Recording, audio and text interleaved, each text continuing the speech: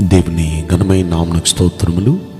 ఈ వాగ్దానం వింటున్న మీకందరికీ మన ప్రభువును ప్రియ రక్షకుడైన యేసుక్రీస్తు నామములో శుభములు, మా హృదయపూర్వకమైన వందనములు తెలియచేస్తున్నాం. ఈరోజు దేవుని వాగ్దానం కీర్తనల గ్రంథం 24వ కీర్తన 5-6 వచనాలు. ఆయనను ఆశ్రయించి ఆయన సన్నిధిని వెదుకు, మీరు యెహోవా వలన ఆశీర్వాదము పొందుదురు. ఈ మంచి వాగ్దానం వింటున్న మనందరి వినికిడిలో మన మంచి దేవుడు నెరవేర్చునుగాక. ఆమేన్. ప్రియ దైవ జనాంగమా, మీరు యెహోవా వలన ఆశీర్వాదం పొందబోతున్నారు. ఎందుకో చెప్పనా? ఆయన ఆశ్రయించారు, మీరు ఆయన సన్నిధిని వెతుకుతున్నారు. ఆయన ఆశ్రయించి ఆయన సన్నిధిని వెదికే మీరు నిశ్చయంగా యెహోవా వలన ఆశీర్వాదం పొందబోతున్నారు. ఈ మాటలు మనం ఒక్కసారి పరిశీలిస్తే, ఈ మాటలు మన పట్ల నిజంగా నెరవేరాలంటే ఇంకా మనం ఎలా జీవించాలి? ఆ పైన 4వ వచనం, 5వ వచనం, 6వ వచనం, ఈ 24వ కీర్తనలో మనం చదివితే అంటాడు, వ్యర్థమైన దాని మీద మనసు పెట్టక, కపటముగా ప్రమాణం చేయక, నిర్దోషమైన చేతులను శుద్ధమైన హృదయమును కలిగి ఉండివాడే యెహోవా వలన ఆశీర్వాదం పొందును అంటాడు. అంటే యెహోవా వలన ఆశీర్వాదం పొందాలంటే ఇంకా ఏం చేయాలి? వ్యర్థమైన వాటి మీద మనసు పెట్టకూడదు. ఈ లోకములో ఉన్న ఆశలన్నీ వ్యర్థమైన ఆశలే. ఆ వ్యర్థమైన వాటి మీద మనం ఎప్పుడైతే ఆశలు పెట్టుకుంటామో దేవుని ఆశీర్వాదం మన దూరం అయింది. కనుక వ్యర్థమైన దాని మీద మనసు పెట్టొద్దు. రెండవది, కపటంగా ప్రమాణం చేయొద్దు. కపటం అంటే మాయ. లోన ఒకటి పెట్టుకొని బయట ఒకటి మాట్లాడటం, అదే కపటం అంటారు.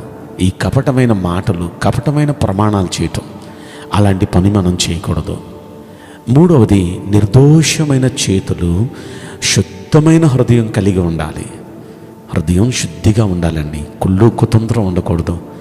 ప్లెయిన్ హార్టెడ్గా హృదయ శుద్ధి గలవారు ధన్యులు, వారు దేవుని చూచెదరు అని మత్తయి సువార్త 5వ అధ్యాయంలో మన యేసయ్య అన్నారు కదా.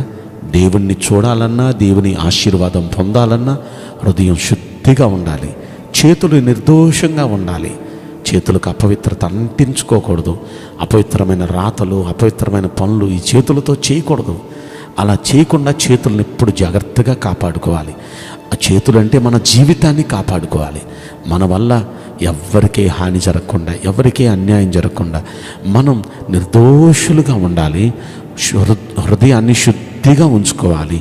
అలా ఉంచుకున్న వారు దేవుని వల్ల ఆశీర్వాదం పొందుతారు.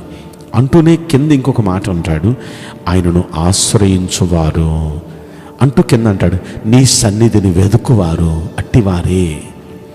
అంటే దేవుణ్ణి ఆశ్రయించి ఆయన సన్నిధిని వెదికేవారు యెహోవా వల్ల ఆశీర్వాదం పొందుతారు. దేవుణ్ణి ఆశ్రయించడం అంటే, అయ్యా నిన్నే నమ్ముకున్నానయ్యా, నువ్వే నా దిక్కయ్యా, నువ్వు తప్ప ఇంకా నాకెవ్వరు సాయం చేయలేరయ్యా, అయ్యా నీ సన్నిధికి వచ్చానయ్యా, అయ్యా దయచేసి నన్ను ఆదుకోవా, నీ శరణు చొచ్చానయ్యా అని ఎవరైతే దేవుణ్ణి ఆశ్రయిస్తారో అలా దేవుణ్ణి ఆశ్రయించి ఆయన సన్నిధిని వెతకాలి. అనేక సార్లు ప్రార్థన చేస్తూ కూడా, ఆయన సన్నిధిలో ఉండి కూడా ఆయన్ని ప్రార్థిస్తూ అంటే ఆయన సన్నిధి వెతకటం, ఆయన సన్నిధిని వెతుకుతూ కూడా లోకాన్నే వెతుకుతాం. లోకంలో ఉన్న వస్తు వాహనాల కోసం, లోకంలో ఉన్న మనుషుల కోసమే ప్రార్థన చేస్తూ ఆయన సన్నిధిని అనుభవించాం అనేక సార్లు. అయితే ఆయన సన్నిధిని వెతకటం అంటే ఆయనను, ఆయన బలాన్ని, ఆయన ప్రభావాన్ని చూడాలని, ఆయనకి మరెక్కువ దగ్గర కావాలని, ఆయనతో ఈ విధమైన ఆశయాలు కలిగి ఉండాలని. ఎవరైతే అలా ఉంటారో వారు ఆయన సన్నిధిని వెదికేవారిగా ఉంటారు, ఆయన ఆశ్రయించేవారిగా ఉంటారు. కనుక దేవుని వలన ఆశీర్వాదం పొందాలంటే ఇవన్నీ జాగ్రత్తగా గమనించండి. మరొకసారి నేను చెప్తాను, వ్యర్థమైన ఈ లోకం మీద, లోకంలో ఉన్న వాటి మీద ఆశలు పెట్టుకోకూడదు. రెండవది, కపటంగా ప్రవర్తించకూడదు, ప్రమాణాలు చేయకూడదు. మూడవది, దోషం చేతులు కంటించుకోకూడదు, నిర్దోషులుగా ఉండాలి. నాలుగవదిగా, హృదయం పరిశుద్ధంగా ఉండాలి. హృదయంలో కుళ్ళుకు తొందరం పెట్టుకోకూడదు. 5వదిగా దేవుణ్ణి ఆశ్రయించాలి. 6వదిగా ఆయన సన్నిధిని వెతకాలి. ఈ 6 ఎవరైతే కలిగి ఉంటారో వారు యెహోవా వలన ఆశీర్వాదం పొందుతారు. ఇదంతా మీకు అర్థమైంది అనుకుంటున్నాను. దేవుని ఆశీర్వాదం పొందాలంటే కేవలం ప్రార్థన చేస్తే, కేవలం గుడికి వెళ్తే, కేవలం బైబిల్ చదువుకుంటే, కేవలం స్తోత్రం స్తోత్రం అని స్తుతిస్తే వచ్చేదో.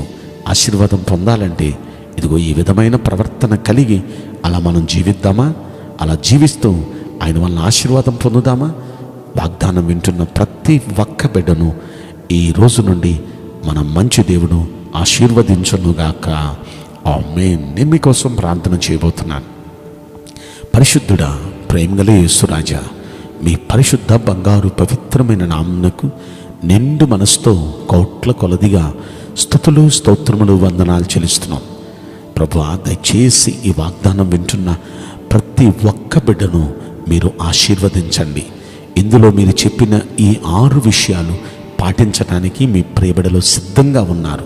దయచేసి మాలో ప్రతి వ్యక్తిని మీరు ఆశీర్వదించి బలపరచమని ఈ కొద్ది మనవులు నజరుడైన యేసుక్రీస్తు ప్రశస్తమైన నామంలో మిక్కిలి వినయముతో ప్రార్థించి బ్రతిమలాడి వేడుకుంటున్నాం ప్రియ పరలోకపు తండ్రి. Amen. May God bless you all. Thank you.